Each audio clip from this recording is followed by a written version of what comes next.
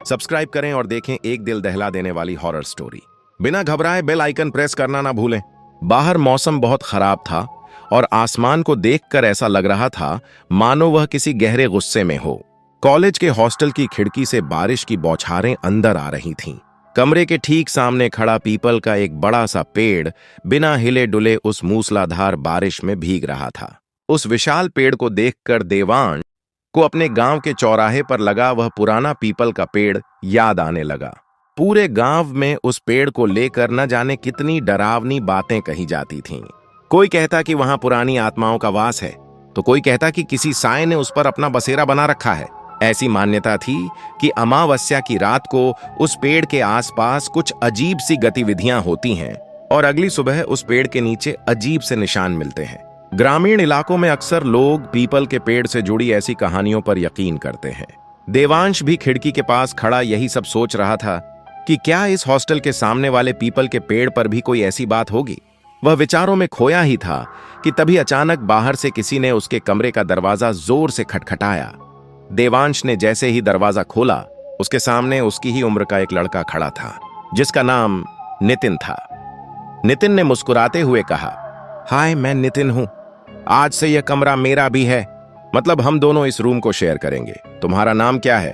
देवांश और नितिन दोनों ने पहली बार शहर के इतने बड़े प्रतिष्ठित इंजीनियरिंग कॉलेज को अंदर से देखा था। दोनों ही छोटे गांवों से ताल्लुक रखते थे और मेहनत के दम पर प्रवेश परीक्षा में बेहतरीन रैंक हासिल करके यहां पहुंचे थे। देवांश को सिविल और नितिन को इलेक्ट्रिकल विंग मिली थी। दोनों की पृष्ठभूमि एक जैसी होने के कारण वे बहुत जल्द गहरे दोस्त बन गए। देवांश एक बेहद गरीब किसान का बेटा था, जिसके पिता कर्ज के बोझ तले दबे थे। देवांश को कॉलेज में स्कॉलरशिप मिल गई थी, लेकिन फिर भी वह घर की आर्थिक स्थिति को देखते हुए यहां नहीं आना चाहता था। वह अपने पिता के साथ काम में हाथ बंटाना चाहता था, मगर उसके पिता चाहते थे कि जो तंगहाली उन्होंने झेली है वह उनके बेटे को न देखनी पड़े। इसलिए उन्होंने देवांश को अपने सिर की कसम खिलाकर पढ़ने के लिए शहर भेज दिया था। जब देवांश ने ये सारी बातें नितिन को बताईं, तो नितिन की आंखों में भी आंसू आ गए, क्योंकि उसकी कहानी भी कुछ ऐसी ही थी। सब कुछ ठीक चल रहा था, लेकिन इन दिनों देवांश ने नोटिस किया कि नितिन कुछ बदला बदला और परेशान रहने लगा था। देवांश ने कई बार उससे वजह पूछने की कोशिश की, पर नितिन हमेशा बात टाल जाता। उसका व्यवहार दिन ब दिन अजीब होता जा रहा था। कई बार तो वह आधी रात को उठकर खिड़की से बाहर उस पीपल के पेड़ को एकटक घूरता रहता था। एक दिन जब नितिन कॉलेज से कमरे में लौटा, तो उसके सिर पर सफेद पट्टी बंधी हुई थी। देवांश के लाख पूछने पर भी उसने कुछ नहीं बताया कि यह चोट कैसे लगी। वह इन दिनों बहुत डरा डरा रहता था और छोटी से छोटी आवाज पर भी चौंक जाता था। यहां तक कि अपने मोबाइल की हर नोटिफिकेशन की आवाज से भी वह डर जाता था। इसलिए उसने अपने फोन को हमेशा के लिए साइलेंट मोड पर डाल दिया था। फिर अमावस्या की एक काली रात आई। आधी रात बीत चुकी थी, लेकिन देवांश अपनी स्टडी टेबल पर लैंप जलाकर पूरी एकाग्रता से पढ़ रहा था। वह अपने डिपार्टमेंट का सबसे होनहार छात्र था और सभी प्रोफेसर्स उसकी तारीफ करते नहीं थकते थे। देवांश अपनी पढ़ाई में पूरी तरह खोया हुआ था कि तभी अचानक उसके कमरे की खिड़की के किवाड़ जोर से खुले। खिड़की खुलते ही तेज हवा का एक झोंका कमरे के अंदर आया और टेबल पर रखे पन्ने उड़ने लगे। देवांश खिड़कियां बंद करने के लिए उठा और बड़बड़ाया, बाहर बहुत तेज आंधी चल रही है, शायद इसी वजह से यह कुंडी खुल गई। मैंने कितनी बार वार्डन से इस खिड़की को ठीक करवाने के लिए कहा, लेकिन कोई सुनता ही नहीं है। उसने जैसे ही खिड़की बंद करने के लिए बाहर झांका, उसे लगा कि बाहर एक भयानक तूफान आने वाला है। तभी उसकी नजर नीचे पीपल के पेड़ पर पड़ी, जहां उसे एक साया दिखाई दिया। देवांश ने सोचा कि इतनी रात को इस तूफानी मौसम में पेड़ के नीचे कौन हो सकता है। आज तो अमावस्या की रात है। उसे अंदर से थोड़ा डर महसूस हुआ। उसने ध्यान से देखने की कोशिश की तो उसे पेड़ के नीचे एक लड़का बैठा दिखाई दिया, जो अजीब हरकतें कर रहा था। देवांश का माथा ठनका और उसने कमरे में सोए नितिन को आवाज दी, नितिन जरा उठो, देखो नीचे कौन है। लेकिन नितिन के बिस्तर से कोई आवाज नहीं आई। देवांश ने जब पीछे मुड़कर देखा तो नितिन अपने बिस्तर पर नहीं था। अचानक देवांश का दिल किसी अनजाने खौफ से भर गया। उसे एहसास हुआ कि नीचे पेड़ के नीचे बैठा वह लड़का कोई और नहीं बल्कि नितिन ही है। देवांश बिना एक पल गंवाए तेजी से सीढ़ियों से नीचे भागा। उसका दिल बहुत तेजी से धड़क रहा था। जब वह भागकर ग्राउंड में पहुंचा तो उसने देखा कि नितिन पीपल के पेड़ के नीचे जमीन पर बैठा हुआ था। उसके चारों तरफ अजीब से सफेद रंग के घेरे बने हुए थे और वह सामने जल रही एक छोटी सी आग में कुछ डालते हुए बार बार बुदबुदा रहा था, मेरे पास आओ, जल्दी मेरे पास आओ। लेकिन कहानी में मोड़ तब आया जब देवांश ने देखा कि उस पेड़ के पीछे हॉस्टल के ही 3 सीनियर छात्र विक्रम, रोहन और हैरी छिपे हुए थे। उन्होंने डरावने मुखौटे पहन रखे थे और हाथों में नकली खून और मांस के टुकड़े लेकर नितिन को डराने की पूरी तैयारी कर चुके थे। नितिन खौफ के मारे पूरी तरह कांप रहा था। उसका शरीर डर से ठंडा पड़ चुका था और ऐसा लग रहा था मानो सदमे से उसके बोलने की शक्ति ही चली गई हो। वह रोते हुए अजीब आवाजें निकाल रहा था। इससे पहले कि वे सीनियर्स अपनी डरावनी योजना को आगे बढ़ाते, देवांश ने जोर से चिल्लाकर उन्हें टोक दिया।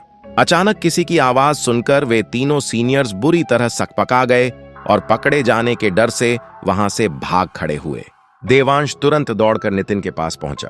नितिन की सांसें बहुत तेज चल रही थीं और वह बदहवास था। देवांश ने उसे संभाला और पूछा, नितिन, ये सब कौन थे और तुम यहां क्या कर रहे हो? चलो, कमरे में चलो। देवांश उसे संभालकर हॉस्टल के कमरे में लाया और उसे पानी का गिलास दिया। नितिन ने एक ही सांस में पूरा पानी पी लिया और फिर कांपती हुई आवाज में एक ऐसा सच उगला जिसने देवांश के होश उड़ा दिए। नितिन ने रोते हुए बताया, देवांश, ये सब कोई भूत प्रेत का खेल नहीं है, बल्कि यह हमारे कॉलेज के उन अमीर और बिगड़े हुए सीनियर्स का खौफनाक सच है। विक्रम, रोहन और हैरी को जूनियर्स की रैगिंग करने में एक घटिया मजा आता है। वे हर नए छात्र को मानसिक रूप से प्रताड़ित करते हैं। पिछले कुछ दिनों से वे मुझे ब्लैकमेल कर रहे थे। उन्होंने मेरे सिर पर मारा भी था, जिसकी वजह से मुझे पट्टी बांधनी पड़ी। वे जूनियर्स को डरा धमकाकर अमावस्या की रात को इस पीपल के पेड़ के नीचे आने और अजीब शब्द दोहराने के लिए मजबूर करते हैं। जब कोई डरा हुआ जूनियर आंखें बंद करके यह सब बोल रहा होता है तो वे अचानक डरावने भेष में सामने आकर उसे बुरी तरह डरा देते हैं और उसका वीडियो बना लेते हैं। नितिन ने आगे कहा, इसके बाद वे उस वीडियो को पूरे कॉलेज में वायरल करने की धमकी देकर जूनियर्स को ब्लैकमेल करते हैं। वे उनसे सिगरेट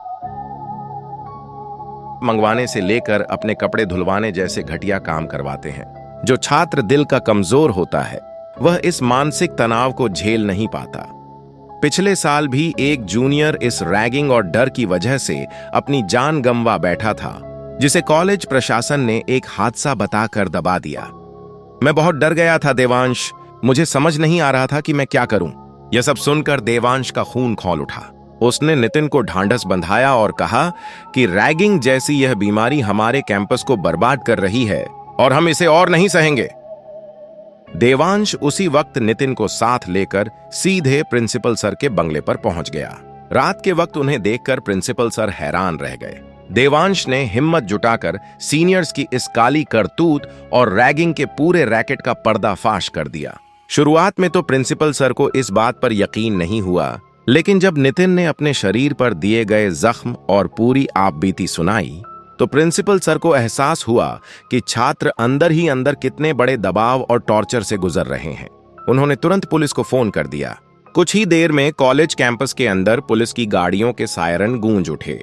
पुलिस ने दबिश देकर विक्रम, रोहन और हैरी को उनके कमरों से रंगे हाथों धर दबोचा। जब वे कैंपस से बाहर लाए जा रहे थे तो उनके हाथों में लोहे की हथकड़ियां थीं और उनके चेहरे का रंग उड़ा हुआ था। शुरुआत में तो उन्होंने मुकरने की कोशिश की, लेकिन पुलिस की सख्ती के आगे उन्होंने अपना जुर्म कबूल कर लिया कि वे किस तरह नए छात्रों को डराकर रैगिंग का शिकार बनाते थे। अगली सुबह जब धूप खिली तो हॉस्टल के सामने खड़ा वह पुराना पीपल का पेड़ बिल्कुल शांत था। अब वहां कोई खौफ नहीं था, क्योंकि असली डर आत्माओं का नहीं बल्कि इंसानी रूप में छिपे उन अपराधियों का था जो अब सलाखों के पीछे पहुंच चुके थे। देवांश और नितिन की सूझबूझ से कॉलेज कैंपस हमेशा के लिए इस रैगिंग के अंधकार से मुक्त हो गया। अगर यह कहानी आपको अच्छी लगी हो तो डार्क नाइट स्टोरीज को फॉलो करें, हमारे इंस्टाग्राम और फेसबुक पेज को जरूर लाइक करें और दोस्तों सब्सक्राइब करना ना भूलें।